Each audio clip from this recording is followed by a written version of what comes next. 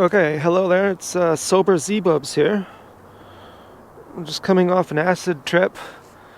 I just woke up. Kind of had a bad trip yesterday. I made a video. I thought I was enlightened. And then as I was sobering up, I was like, maybe I'm completely stupid. And there was this gangstalker who was mean to me. I had to mute his comments. And I was going to report him too. But I decided not to because this person gets reported all the time and their channel gets removed, and then he starts a new channel and then he has to get muted again because he comes back with some basically the same name but just a different variation of it. And oh, I forgot my wallet. And then I have to re-block him again, re-mute his comments, hide his comments. And I don't like it because you might say, well, it's just a gang stalker. Don't you have like thousands of those? Yeah, I guess. Maybe this one is particularly mean. I don't know, I'd block all of them really. But the thing is, it's more special on YouTube. So what am I looking for? My wallet.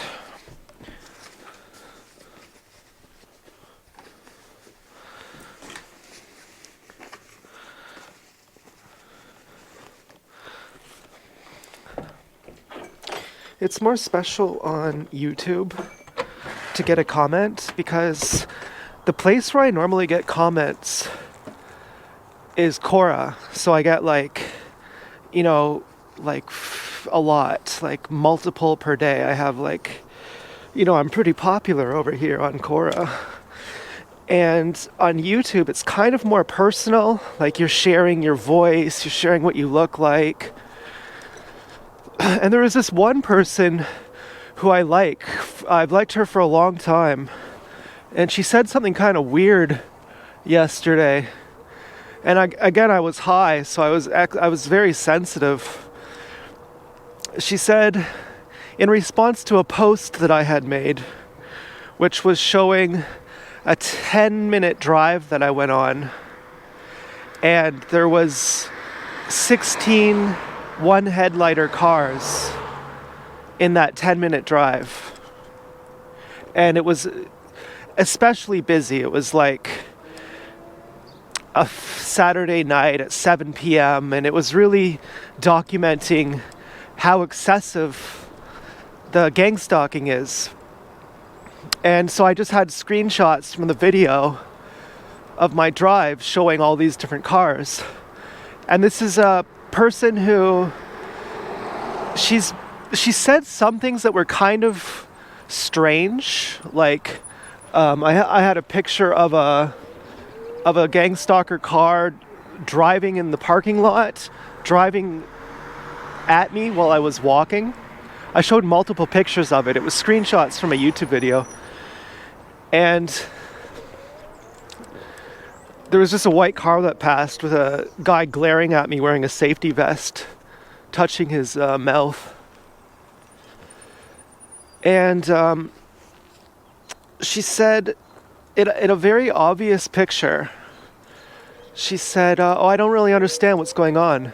And what's going on is like, I'm walking through a parking lot and there's a car following me, driving into me so that I have to walk out of its way. And she's like, oh, I don't really get it. And I was like, it seems so obvious that I can't imagine you don't get it, but maybe you really don't get it. So I just explained it. It didn't set off my radars. I wasn't like, okay, you're gaslighting me. And then, after I explained it, she said, okay, I understand now. And then yesterday she said on that post with all the one headlighters, she said, I don't want to be rude or anything. And right away I was like, oh, okay, that's a huge red flag when someone says that. And she said, but posting pictures of the gang stalkers isn't really a giveaway. And I was like, I was thinking she was being sarcastic, like it was such an obvious giveaway.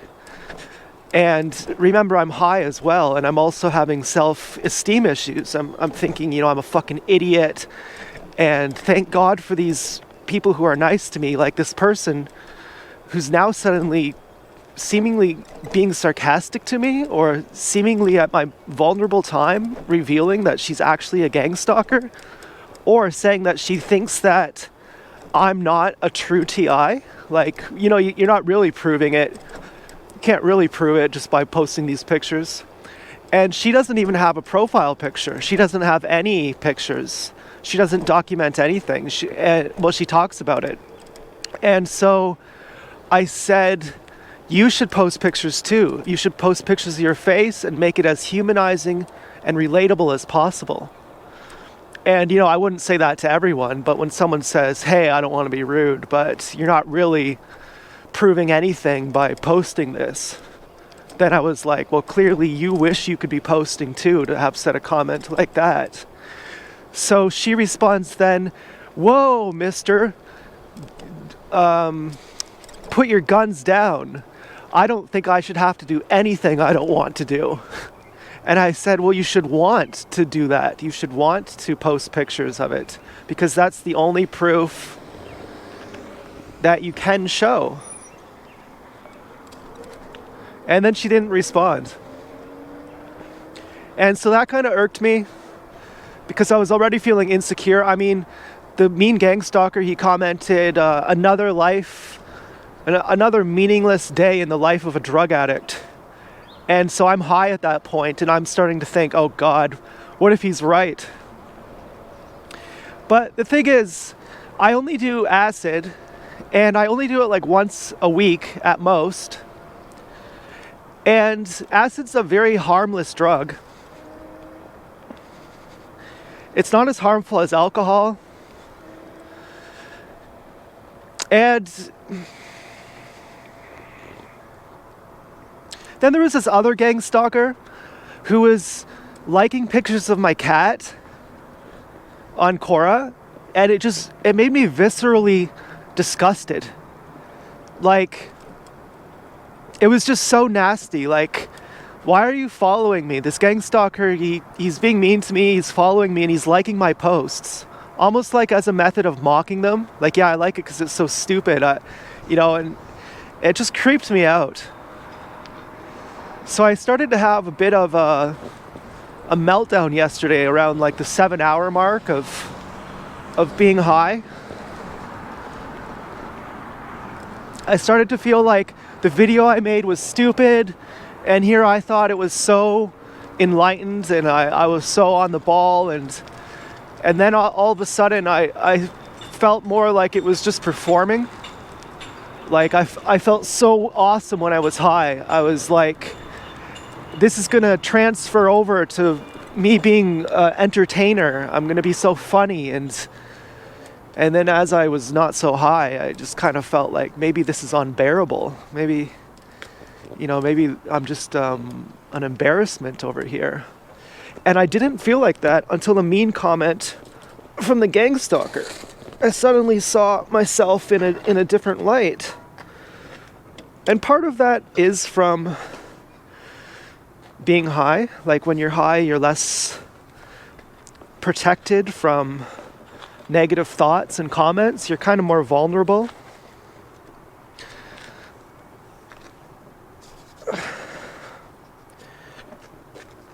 And maybe that's part of the trade-off.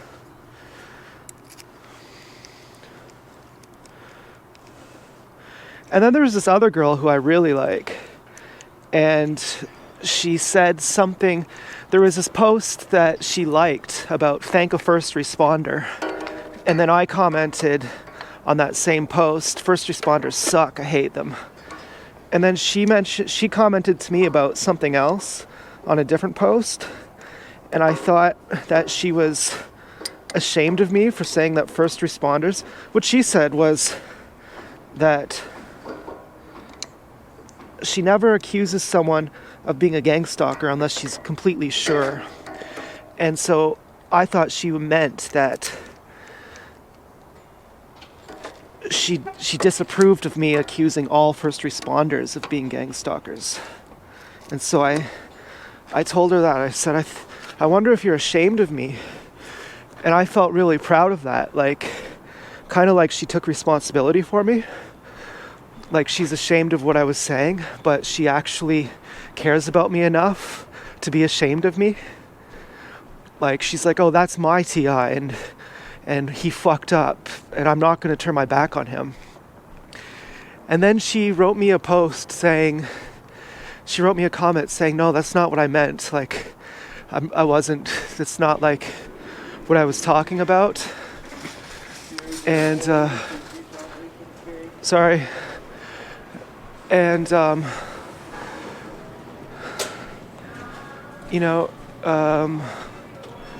what was I saying?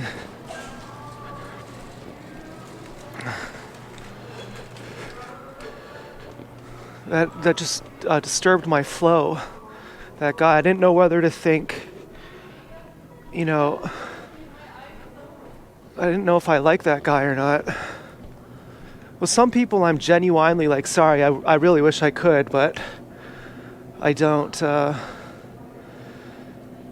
want to. Okay, they do have falafels. Sometimes I do.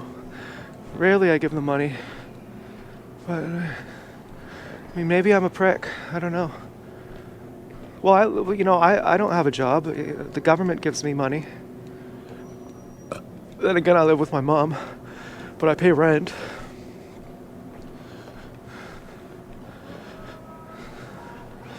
So she said, yeah, I wasn't trying to offend you. That's not even what I meant. And I said, okay, well, I was just high. And by the time I was sobering up, I kind of wondered, maybe that's not what you meant. And I was actually really disappointed that I wasn't disappointed, but I was actually really happy when I thought you were ashamed of me, because it meant that even when you're upset with me, that you'd still be my friend. And that meant a lot. And she is someone who also doesn't have a profile picture. She does post pictures, though. I have seen lots of pictures she posts, and her writing style is very particular. I think she's very intelligent. I feel like if you say something to her, she's gonna understand all the implications of it. And I also feel more intelligent when I talk to her, actually. It's almost like she has a framework. Like, do you know how if you talk to someone who makes no sense, you try to go to their level and then you make no sense too? Kind of like if you argue with an idiot, they'll just pull you down into the idiocy as well. She's very articulate, and so I kind of fall into a framework when I talk to her where everything I say just makes sense. So I like how I feel when I talk to her. It's like, oh, the world makes sense. Okay, I just got a comment from her. Everything is aligned. Everything makes sense. And I appreciate her presence a lot. She's one of my absolute favorites. I appreciate her even more than I knew until yesterday, when I was freaking out, feeling uncool, and I was feeling totally needy. And then I thought, thank God for her, because she never makes me wonder, maybe she's fake. I never wonder that with her. And thank God for some of these other ones too, who I never wonder if they're fake. Okay, I need sauce. The thing about zesty Italian is it's too zesty. What you really want is regular Italian. And I got this new lock. Oh man, it's amazing. It cost $130. I'm not bragging, that's crazy. Someone bought that lock for me. Well, you're supposed to, if you have an e-bike or a bike that's worth $1,000 or more, you're supposed to get a gold lock, and that's a certain standard. The gold lock is the best. If it's under $1,000, you're supposed to get a silver lock. A gold lock costs like $180. And so I have a silver lock.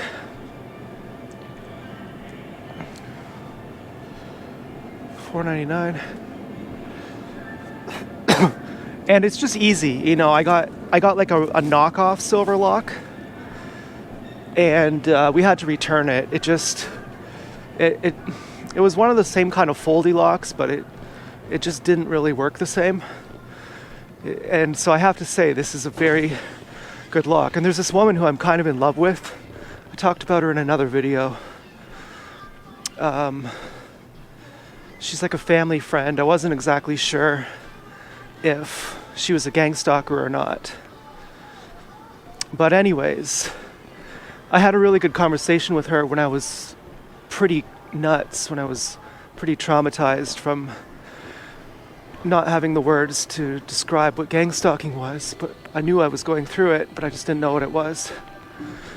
And I had a lot of vulnerability when I talked with her. We had a really good conversation, and then she got divorced with her husband. And I thought, I bet she got divorced because she had that awesome conversation with me, and then her husband was just a cardboard box to her afterwards. He was just flat and dull, and she could never go back. Okay, so we want Italian, not zesty Italian. Oh yeah, we don't want even further down the line. We don't want.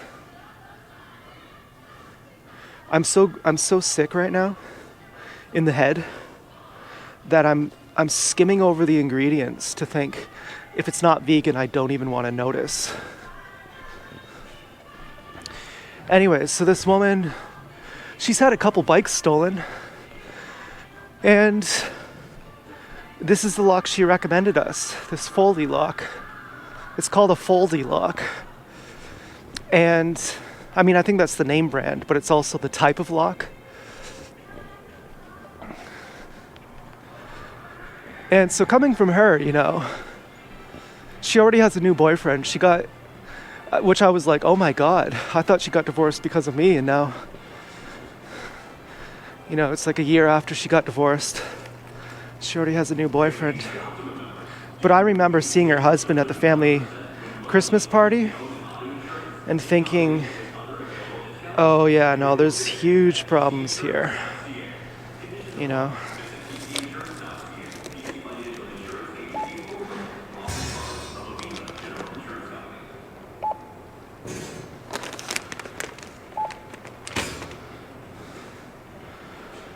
Next.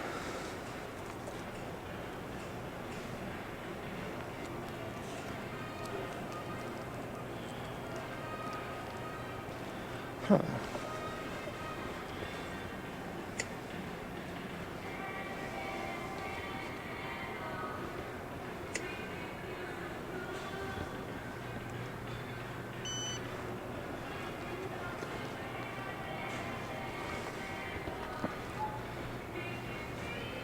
Anyways, so yesterday I was feeling really, really insecure.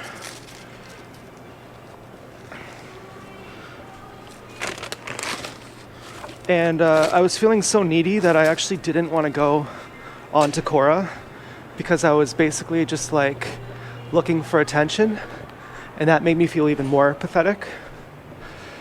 And then I hadn't eaten all day, so I ate some apples, and the apples were like really helping me. Like, I don't mean to be a pervert here, but when you're circumcised, you can't have an orgasm because the mucosal tissue isn't supposed to touch the air. And it's not supposed to touch the air because there's oxygen in the air, and oxygen is the most corrosive element on Earth. And so it desensitizes the mucosal tissue. And I just got distracted by that car horn. I mean, who does that? They're so gross. Gangstalkers are so gross. And so that's why you can't have an orgasm. Also because you don't have enough slack. Because you don't have enough skin. And so not only can you not have an orgasm, but you can't feel your penis either. And once you start doing restoration, your foreskin restoration device, it stops your mucosal tissue from contacting the air, and then it gives you the sensation back to not only have an orgasm once you have enough slack, but just to feel your penis, like to feel like you have a penis, as opposed to being paralyzed in it, like completely numb in it. But the problem is, your whole trend, your whole gestalt, your whole life, you've been numb. So even when you get the sensation back, you're conditioned already to be numb, and you can't really get the feeling back. It's still like you have no penis. And so yesterday I was on basically a water fast, and by the end of that you have 3,000% growth hormone, and plus right at the end of it I ate 4 apples, and that gave me so much energy that I could suddenly feel even the dormant parts of my penis. It was like it was pinging my dormant parts, and then I was able to get sensation there again and make them not dormant, and it felt suddenly like I had a penis again. And then I thought, oh, I bet I was so insecure because I had no penis. Really? I mean, it sounds kind of funny, but it's scientific. I was missing a penis. And then all my energy, my currents of energy that would flow through my body, they would get lost on the lower half. Before that point of finding my penis, my energy currents would just dissipate and disappear in my lower half. So it was like I was leaking energy. And then when I found the sensation again, to not feel like I was paralyzed, to not feel like I was crippled there anymore, or just missing that part, then suddenly I felt more total. Like I felt like, oh yeah, I'm whole again. I have like a reservoir of energy. I'm not leaking my energy anymore. And maybe that was why I was so insecure. Because if something's wrong, you'll backwards rationalize it. Lots of people do that. Like you feel kind of sad or depressed, and you'll come up with some reason. You know, if you're an angry person, you might find an excuse to get angry. I saw this video today, and it was this guy from this movie. He was a slave, and his name was Platt. And there was this other guy who was the Riddler in Batman, in like the new Batman movie. And he played a slave owner, and he's like, I thought I told you to get the nails. And Platt is like, I did get the nails. And he's like, nope, wrong answer. Take off your clothes. You're going to get a whipping. And then Platt just like attacks, like just kind of defends himself, and then starts whipping this slave owner. And it reminds me of like the comments are saying, oh, it looks like they don't like having it done to them, huh? And it reminds me of Gangstalkers. Like there's this Gangstalker across the street, and she screams at her kid. Like she has a 1-year-old kid, and she's like, stop kicking my house! Don't you kick my house! Because her 1-year-old is kicking the side of the house, like kicking like cement. And this Gangstalker, she lives with her mom. Like they're like 3 generations, like the mom and then the grandma. And so this mom, she shoots fireworks at our house. And then I go over to ask her if she called the city on us, because someone called the city on us for not shoveling our sidewalk. And I thought maybe it was her because she shot fireworks at our house, so it wouldn't be far off to think that she called the city on us. And I was kind of passive aggressive about that she shot fireworks at our house. And then her mom comes over, and she's like, oh, I didn't, the mother is like, oh, I didn't call the city on you. And then the mother comes over 5 minutes later, knocking at our door, saying, you just threatened my daughter! How dare you threaten my daughter! And I was just like, I didn't threaten her.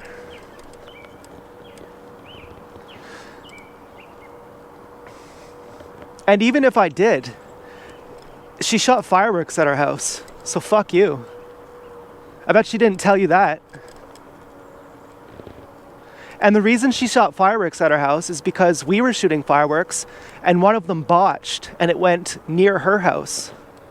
So her and her friends intentionally, and we went over and apologized. And she said, "Was that your son hiding behind the bushes when the fireworks botched?" But it wasn't even me, it was my cousin's boyfriend who was the one who botched it. And you could just tell how petty they are. And then so they shot like 50 fireworks at our house. And it was like, it was egregious. It was sickening.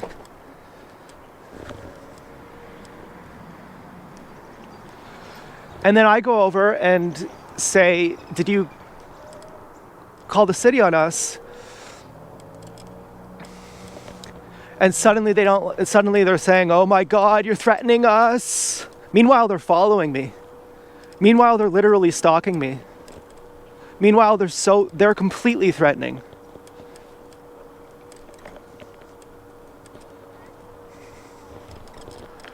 So whenever I see these kind of movies where the bully gets beaten up by the victim, I always think, yeah, good, get him. I feel like we enjoy it as TIs, even especially much. And we appreciate the subtleties of how pathetic it is that the people who dish it out, as soon as they get even a glimpse, even the shadow of the whip, they will whip you, and then even the shadow of the whip pointed at them, and they're suddenly just screaming. And their righteous indignation seems so genuine. They're really like, "Oh my, I can't, when I do it to you, you're just a worthless person. But when you do it to me, don't you know who I am? I'm the king. You can't, do you even know that you're just nobody? You don't have power. You're not allowed to treat me like I treat you. Or to even complain. You're not even allowed to complain." Here's one headlighter. You can't really see them coming towards me. 2 one-headlighters, actually.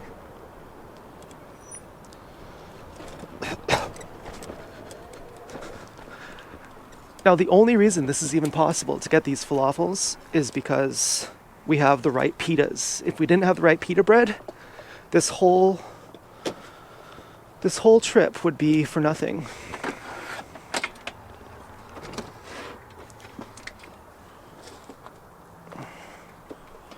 Man, I fucking love my e-bike.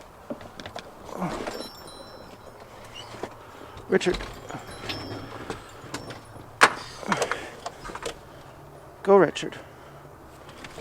Richard, fuck you. Fuck you, Richard. Get out of here.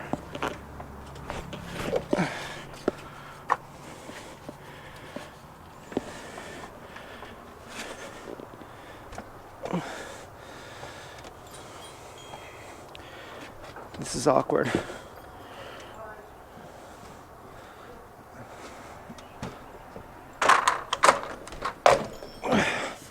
Thanks.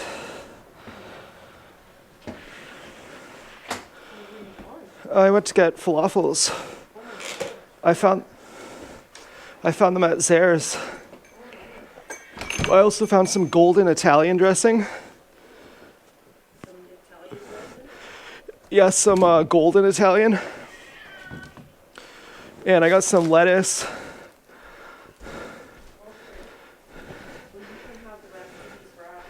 Oh, thanks. I hope there's, let's see how, is there one left? 2. Oh, that's great. I tried, they have President's Choice falafel, but I couldn't find those. Yeah, I kind of feel like they would have been the best, but, and then I got all these lettuces, I don't know. They were, and I would have bought less if I could have. Oh, do you? Oh, okay, I don't really think I'm into that. I thought that was spinach for some reason. There was spinach in there.